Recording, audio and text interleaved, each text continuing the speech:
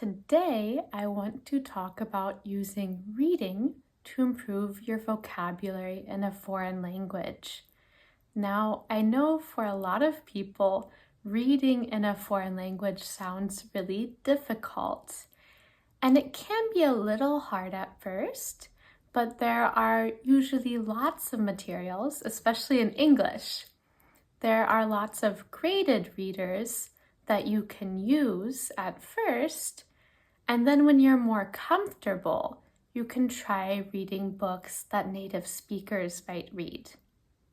Now, the reason why this is useful is because when you learn a new word while reading, you see it in context. So you see it as part of a sentence. And this helps with learning how to use the new word more naturally, the way that native speakers do. Okay, I hope that helped. Goodbye.